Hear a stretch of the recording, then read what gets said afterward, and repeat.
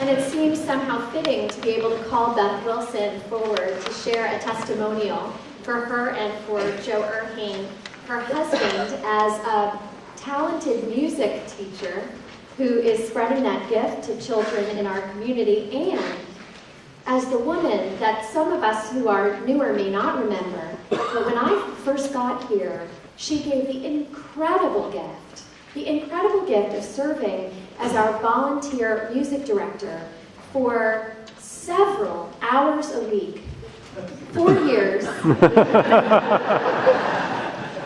for 4 years, until the congregation mustered the generosity to be able to hire a new music director.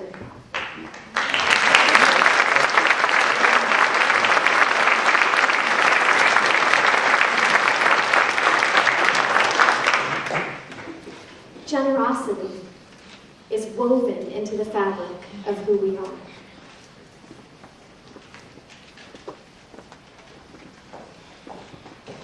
Well, as Alison just said, my name is Beth Wilson, and my husband is Joe Erhane, and you do notice both our names on the order of service. But the Morristown Unitarian Fellowship is a busy place, and Joe is at home this morning. He's busy preparing for yet another one of his famous service auction banana pancake brunches.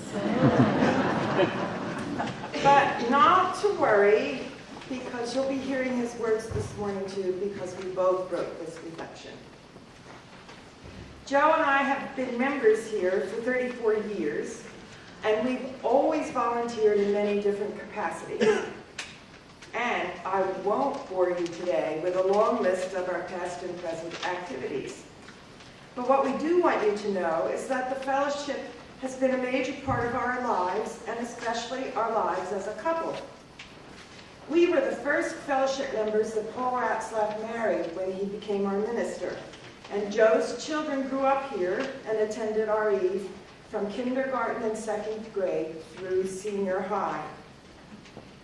The Morristown Unitarian Fellowship is our community. It nourishes us spiritually, and oftentimes with great food, too. We joined as a young family, and now we are grandparents. We have a deep sense of commitment to the congregation. We want this congregation and what it does to continue long after we are gone. We have made great friends, and we are happy and proud to work with the members of the congregation in doing good things. A few years back, I was involved in the strategic planning activities, and we both have been waiting for the fruition of these efforts. When the plans for the parking lot roof and parish hall were unveiled, they really clicked with us, and we were very excited. I've heard that word a few times today already. At this time in our lives, we are retired, and our income isn't what it once was, but we wanted to support the capital campaign as much as we could. So we started donating a couple of years ago, and we've already formally pledged to continue for the next 3 years. Joe and I hope that you are just as excited about the future of the Morristown Unitarian Fellowship as we are.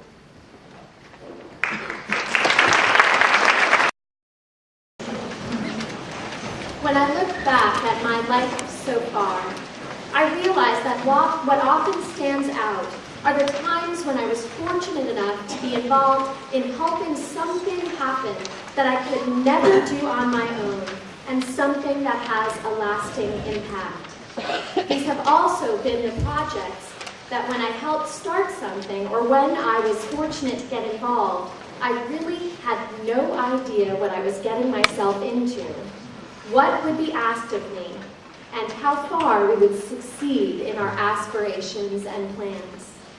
I remember as a 23-year-old looking around the congregation that I was part of, a Unitarian Universalist congregation, thinking, where are my peers? This is such a great place, and judging from the deep conversations about life and what really matters that I seem to tumble into with my friends, even at bars, I just know that they are thirsting for a place of reflection and renewal just like this one. I also know they are looking for partners, so that the times they have the courage to do the right thing, to challenge themselves to make a difference, to face fears and uncertainty, and to help build communities based on passion, compassion, and love, they don't have to be alone with these aspirations.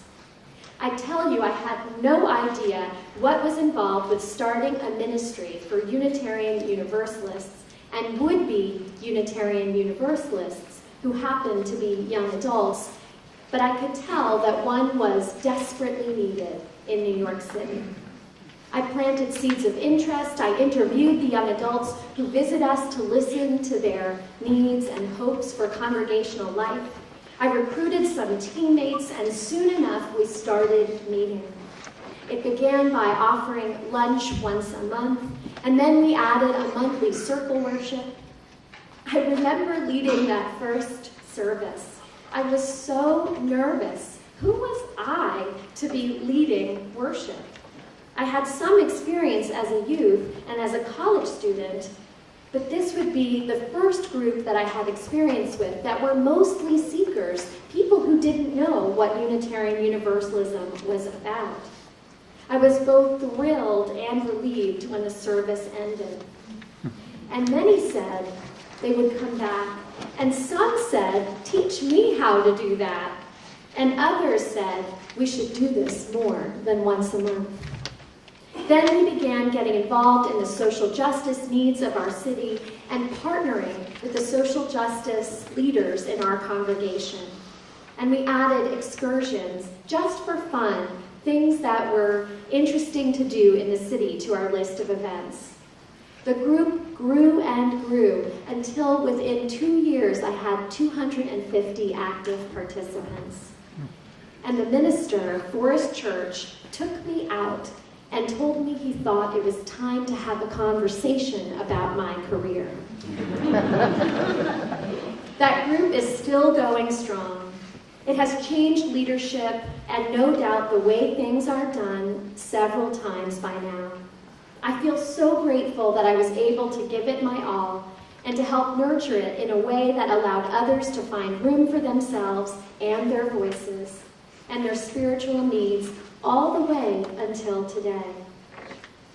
One thing I have noted is that quite a few ministers, youth advisors, and directors of religious education have spent time in that young adult ministry, especially when they first arrived on the scene in New York City, and now they are living near and far, planting their own seeds of ministry in congregations around our country, connecting people, seekers, and lifelong Unitarian Universalists alike to our communities and the compassion, the passion, and the love we offer here.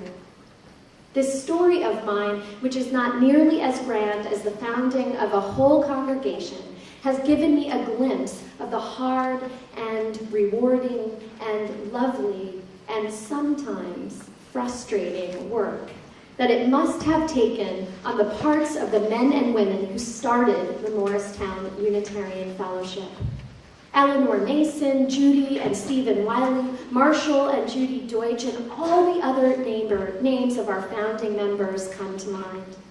It is a labor of love, tending and building up a community, especially one like ours, where we hold one another in a covenant that asks us to be part of and partners in a larger shared ministry than any of us could possibly do on our own.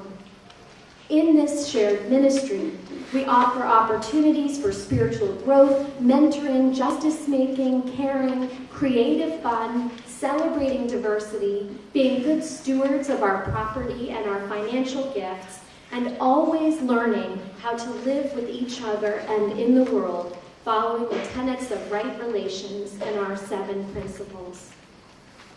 As we think about how we are called to be generous with the launch of a capital campaign, I want to remember and pay homage to the fact that our house of worship, and I don't just mean our building, has always been built on a foundation of generosity. The energy and commitment and stick-to-itiveness and the generosity of spirit and resources is what it has always taken to succeed in the birth and the continuing life of a community like ours. It also takes a leap of faith and knowing that ultimately our lives must be based out of the truth that we are interdependent. We do need places to remind us of this bedrock principle.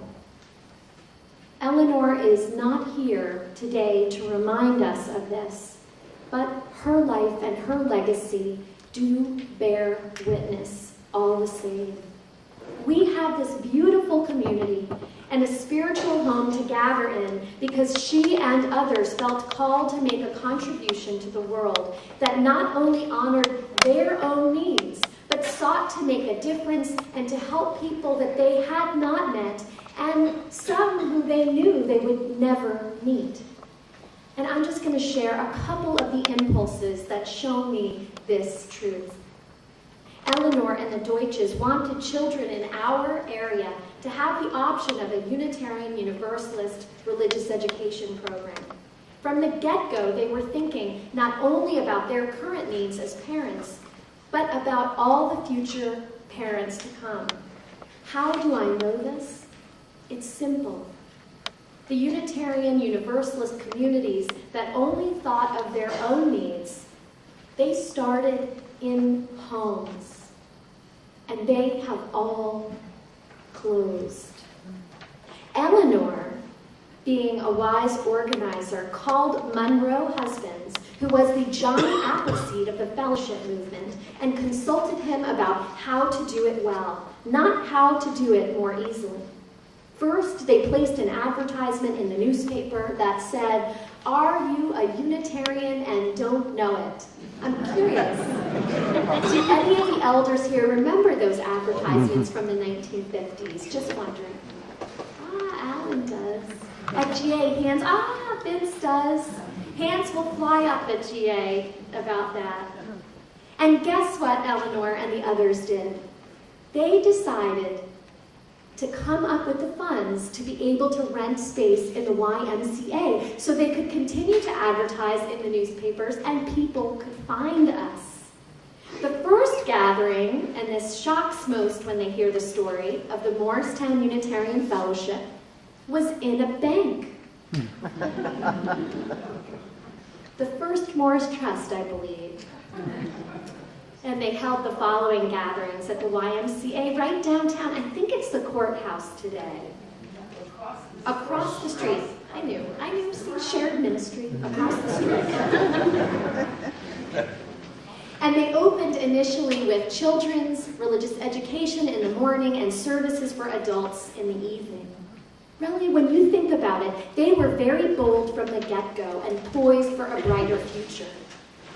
Now, I'm going to skew towards building decisions because that's where we are at this point.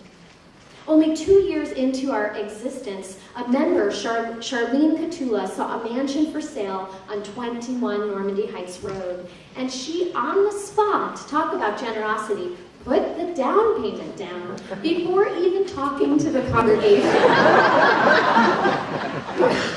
Unitarians love that, really. At the meeting, 27 bold and creative souls decided that it was the right move for our community and said yes, and took on the mortgage for that property, with the future very much in their minds. In 1970, we still had plenty of room in the religious education spaces, but we were growing to the limits of our terrace room as a place for services on Sunday morning. The congregation deliberated and decided to add the meeting room. Once again, a gift made possible for all of us today because of the increasing generosity of spirit and vision and funding. The willingness to say yes by the membership. And as usual, some were afraid, but enough said yes that they did it. And we do have an extraordinary sanctuary which we fill up with children and adults the first session, and fill up 2/3 in the second session. Unfortunately, there are no parking spots left for people to know their seats in the sanctuary, but that's what today is about. In the 1980s, it was time to revisit the religious education spaces. Many of the rooms were way too small for the size of the classes, and walls needed to be taken down in order to allow for the rooms that we have today. Some of you may not realize it, but the entire 3rd floor were servants' quarters, and maids' bedrooms don't make a good size for 2-year-olds and 3-year-olds and 4-year-olds and 5-year-olds and 8-year-olds and even 12 and 15-year-olds who like to have some personal space and ability to move around. The Home Improvement Project was born, and we achieved enhancing spaces for our children and also addressing some of the needed repairs to parts of the old mansion. And then I'm going to skip all the way to 2008. It was a long time that we were like ostriches with our heads in the sand. But we did begin a strategic planning process for the needs, both present and future.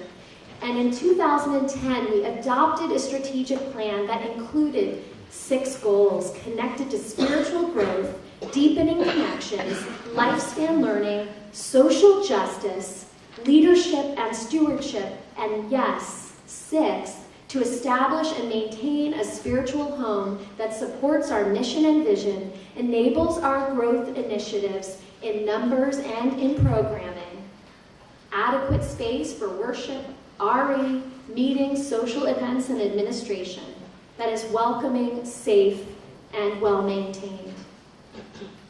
As I said earlier, if everyone across the street was here today, this room would be filled. And on an average Sunday morning with full programming, we often have 230 plus adults teaching and in worship. And the numbers of children have bounced in terms of attendance between 50 up to 80. Unitarians don't all show up on the same Sunday, but many do show up frequently. This, again, would come close to filling this room completely.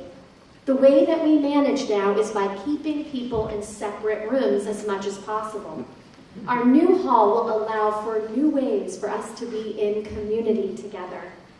And my goodness, how is it that we manage with 1 bathroom on the 1st floor and 70 parking spaces when we have 343 adult members, 50 active friends, and 100 children and youth?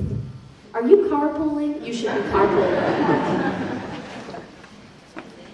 The people, though, who thirst for what we offer, we have to know they are, in effect, being turned away all the time. It is time to make a bold, future-oriented choice that demonstrates we care about the community of people we have come to love and also care about all those who we haven't met yet and all those we may never meet. And I'm only going to give 2 examples. I get calls in the middle of the week too often from newcomers who say they'd like to know about Unitarian Universalism. They tried to park at the fellowship at 10:55 and they turned around. And they wanted to know, is there a room for them? And what are we about? All they know is that we're about ugly parking lots. That's all they've seen, to my great horror. And second, us women know that everything important happens in the meetings of the bathrooms, and just as per usual, 1 meeting happened today. Sunny Riley said to me this very thing, how good it was to be here today, how she had no idea that the Bickford was a place where she could more easily come than across the street, and that if we held more events here, she could join us. Friends, Sunny Riley cannot come across the street. We cannot afford to let this stand. We need bathrooms that are accessible on the 1st floor. We need a parking lot that is beautiful and welcoming with enough space and safe for my toddler and safe for our elders and anyone who's about to have a knee operation. And we need a fellowship hall that is big enough to hold the congregation at the size we are today. It was terrible deliberating whether or not to allow Jerry and Marty Weinstein to come to the service auction this year when there was no more room for them. And trust me, I have deliberated about many of you at social events. I want to stop doing that. So today is about asking ourselves how generous we can be. And as each of us considers our gifts in the coming months, I'm just going to share a brief story from my family, a story about legacy that always stays with me. Now, my mother's side of the family did not have much in the way of financial treasure, but my father's side was gifted with the means to make a difference, both to their family and to people in the community. Now, there is this illusion, right, that as much as we say we can't take it with us, and that life is about what we've chosen to give away and not about what we've decided to keep. It's just cliche until we connect with real stories. So here's my story. My family was very committed to the community upstate of Rensselaerville. And they were also committed to some of our green ideals and for stewardship of the earth. And so what they did was give away a huge amount of land collectively in order to create a preserve that to this day, the Edmund Niles Hike Preserve is still there, a space of beauty, and of course we like this for scientists who are studying nature there in the Eldridge Research Center. The name of my grandmother was born with, Eldridge. And not only that, they founded an institute, a Center for Global Good, where they help people gather for inspiration around schools and the issues in schools around the country, and community issues like how it is that you access water in the rural parts of Oklahoma, and so many other stories. It is there they had conversations about peacemaking and so many other things. Now here's the irony. All of the big homes, one, by the way, my great-grandmother had a Delano and Aldridge home, are gone. They are all gone. We have not inherited any of those things. But what is left is what they chose to give away. And so now I can take Asher to the Edmund Niles Hike Preserve and talk about the values of caring and cherishing your community and making a difference for future generations and making a difference to our earth home. Or I can take him to the mansion now converted to the Center for Global Good, where David and I actually held our wedding, and talk about how these places that were once for one family are now making a difference in the entire world. I have no idea whether I will be able to leave my own son a monetary inheritance. But the inheritance I know I will be leaving is the greatest inheritance of mine, is that when my family had the means to do so, they made a difference, and Rensselaerville will never forget. Friends, Eleanor had the means, the time and the talent and the treasure and so many other names to make a difference. And so they did it. And we, too, will never forget. I tell that story, too, to Asher, and will continue to do so for as long as I have breath. And now, I have a special announcement. My announcement would nullify anything else I had to say, so I saved it for last. The steering committee and I have just begun our visits in the last couple of weeks. And to date, we have raised $1,026,000.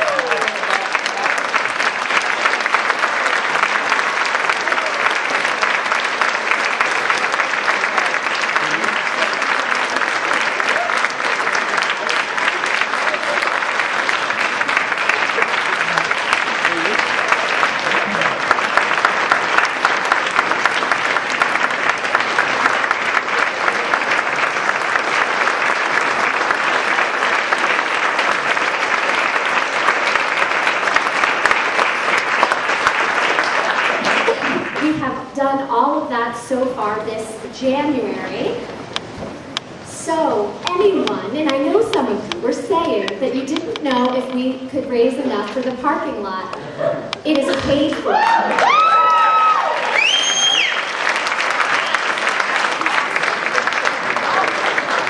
But my friends, the very exciting things that are left, a good sound system for the sanctuary, comfortable seats, the beautiful fellowship hall that we have planned.